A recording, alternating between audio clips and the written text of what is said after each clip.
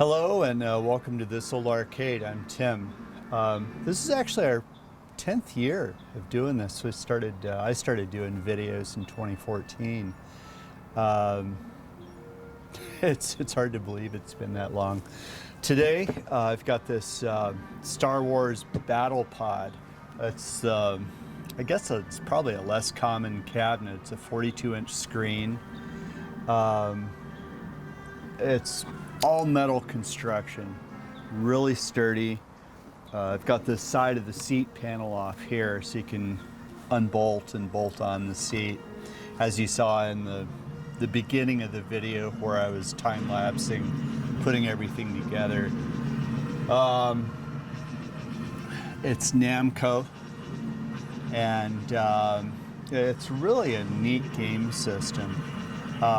So today I'm going to do some minor repairs on it and take it out to the location and set it up. So thank you for joining us. All right, so this is what I wanted to show you on the throttle here. You get the right size torque.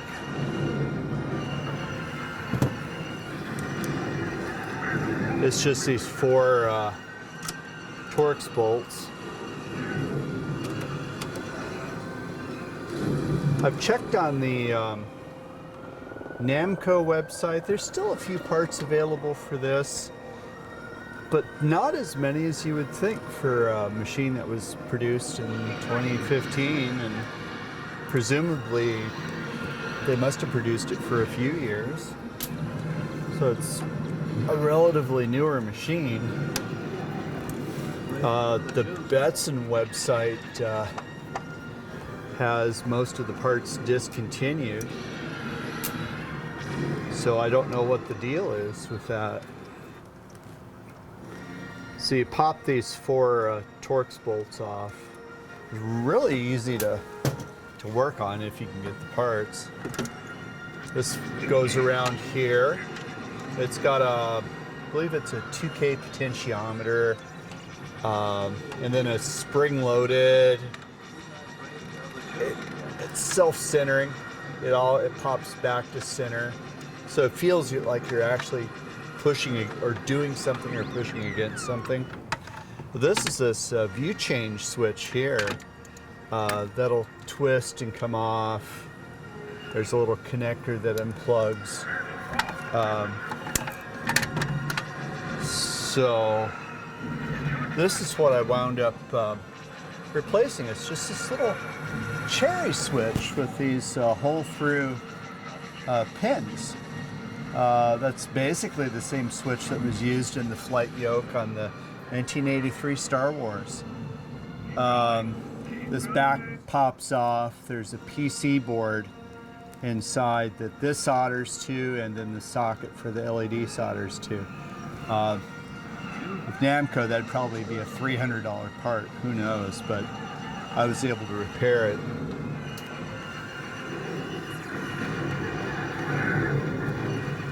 Pop that back into place.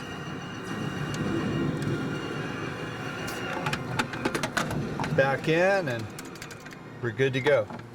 I think that's it's a view change switch. It puts the like the front windshield on your X-Wing or the Millennium Falcon or Darth Vader's ship when you're doing the Vader's Revenge. Pop these back in place and we'll look at the flight yoke.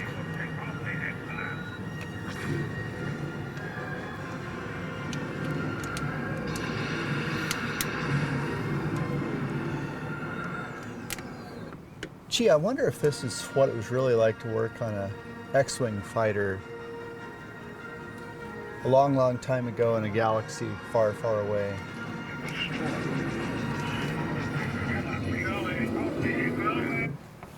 Okay, on the other side here, here's your flight yoke. You got a thumb button, finger trigger.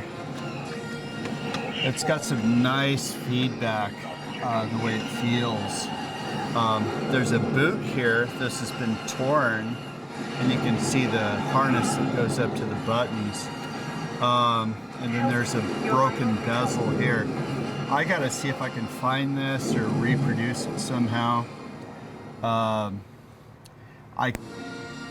It's listed as being discontinued on the Betson website. I'm sure that's probably over $100 for something simple like that, knowing Namco. This uses potentiometers, the same 2K ones as the Throttle. So it feels great. Looks like there's a nylon bushing in there. Which, is that cracked? Hard to tell, that might be cracked. Yeah. I probably need to start sourcing parts for this sooner than later. So, oh, nice little speaker there too. What I love about the this cabinet is kind of the ergonomics.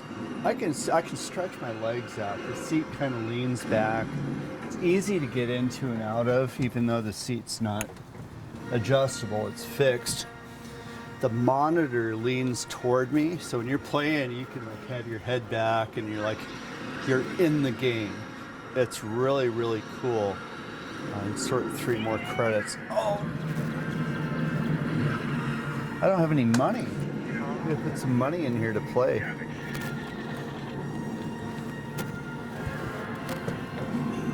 I don't have the keys, but here's the keys.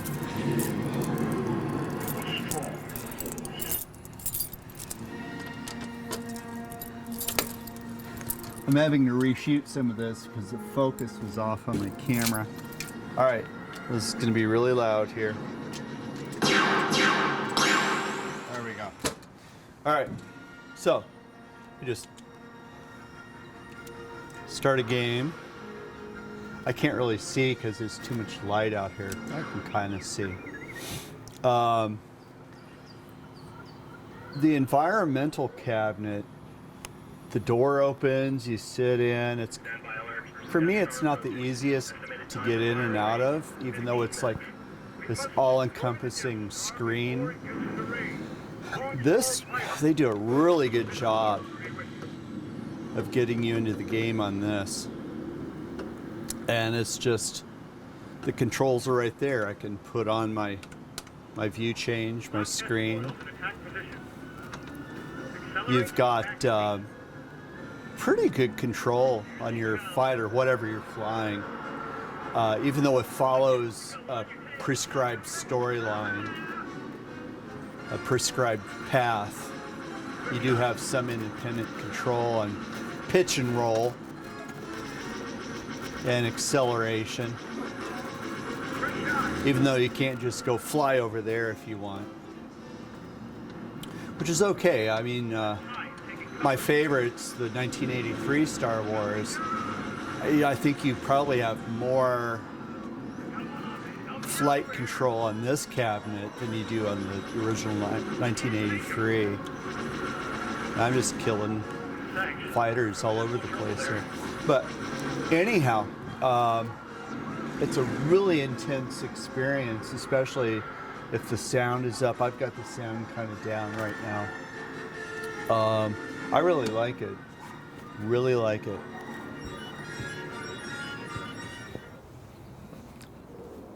Okay, I could not believe what I just found. I was going through tracing things out. There's a little connector here. The monitor for this thing was supplied 24 volts DC. It was an LCD monitor, 24 volt DC. There's a power supply over here for the monitor, 100 watts.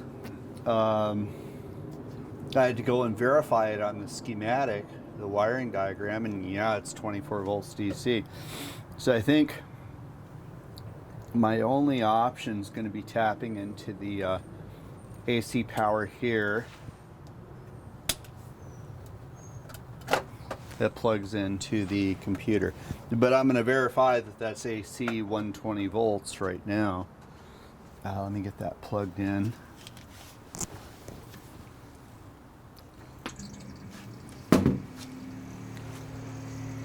hear the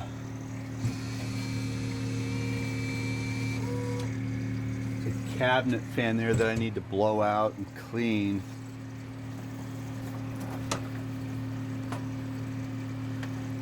Just see what's on this. That looks like an AC 120.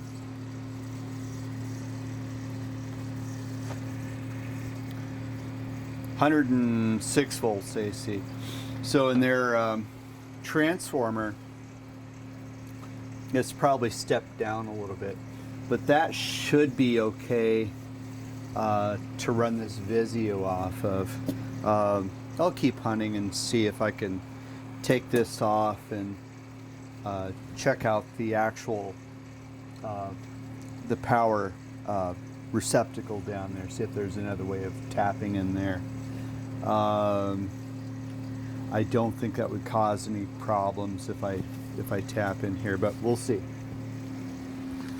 Alright, so I pulled this back cover off. Here's the back of your coin box. Flip that around so I can see what I'm doing.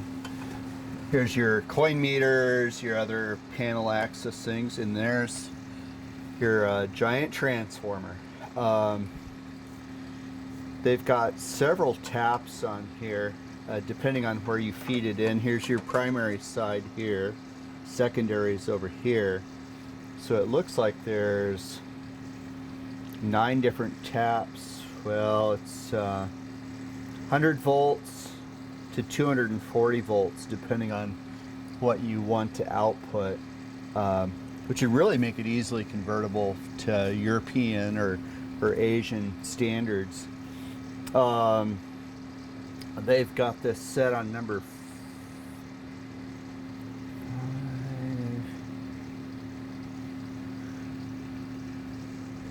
It's set for 100 volts output. I actually fed the Vizio cord down through the cabinet and it'll reach this primary side. So I'm just going to tap into the input on the transformer. If you're running an old CRT monitor, the old ones, you need an isolation transformer. This modern stuff you don't, especially something like this Vizio TV. So I'm just gonna cut this off, put some ends on it, and then go into these transformer taps right here. All right, I got my little spade connectors crimped on here. And I'm gonna, there's a gray and a white. I'm gonna put the black to the gray. I mean, normally black would be hot, white would be neutral.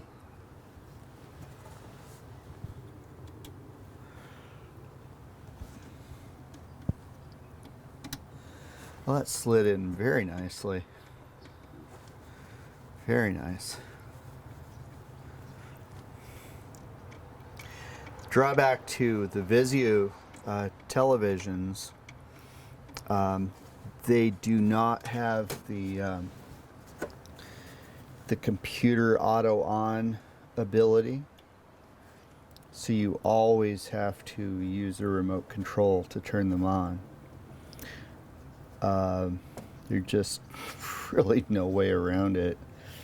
For other arcade cabinets, I try to always, even if I have to pay a little more money, use a computer monitor, because they'll have that auto on feature. And if you're operating a game in a location, you can't always depend on the employees to turn the monitor of your machine on when the power resets. Okay, yeah, there's some nice little clips for that, so that looks good and clean. We'll test it out and put it all back together. All right, there it is. That wiring job worked perfectly. Still have to use the remote control to turn on the monitor, of course. Unless I want to someday replace the monitor with one that'll auto turn on. Still have to do the locks, and then I have to get a smaller size bill hopper so the coin door will close. Have to pull the machine apart, take it out to the location, and do a final assembly. I didn't want to do any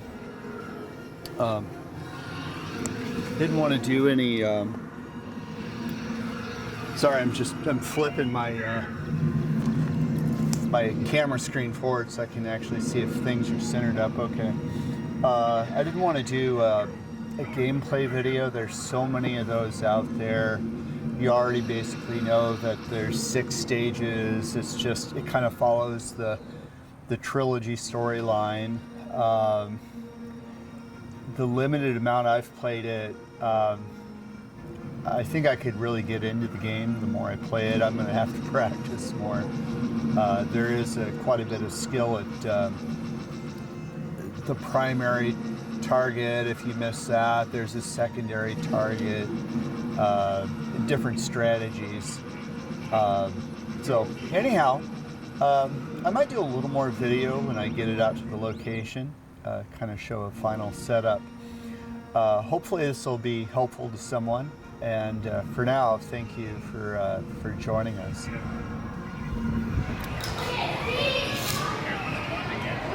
All right, here it is. Got it installed. It looks nice in the location. So this is one of the easiest games to move. As big and heavy as it is, it was just a breeze to set up and get working. I'm going to take you into the settings menu real quick and just kind of walk you through what it is. Oh god, the screen is so big. I don't know if I can get the camera far enough away for you to see. Got the door. Go into test. There's a little, see if you can see here. There's just this little switch here. There's a toggle, and then a green button for a select. Here's our options menu. It's pretty simple. Let's see if we can get the camera far enough back there. So coin options, I can go in there. Free play, game cost, super simple. Game options. Here we go. Link, seed ID, difficulty, high score initialize, and that's really it. IO test. You have IF calibration, switch test, which is what you would use normally. You know, have your throttle lever, your flight yoke, and then your trigger and weapon button. Coin switches, service switch, test switch is on obviously. Up, select, and switch. That's it. I'm not going to check the others. Monitor, sound is where you set your volume for game and track. You can separate check front, left for forward to rear. I guess we can put a message in there. I'll see if I can put a message in.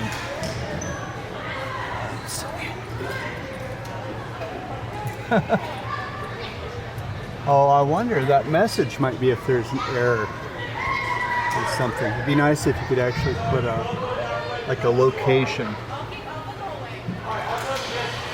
Bookkeeping. Wow, power on time. I guess that's hours.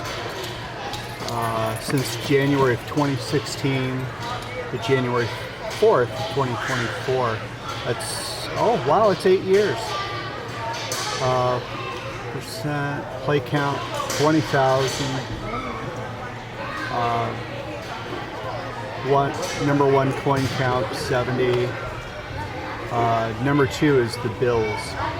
That's never been hooked up as far as I can tell. The meter has a negative.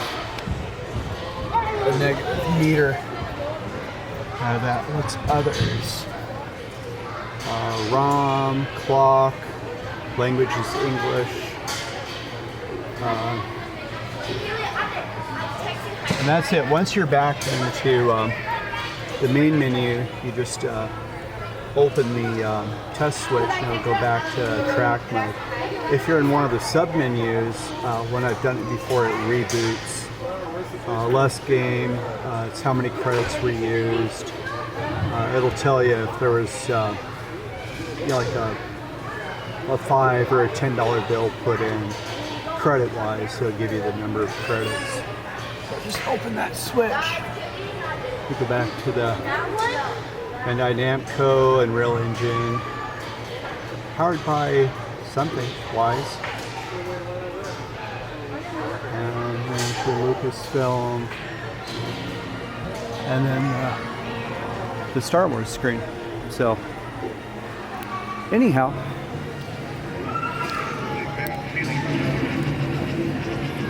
That's it for now.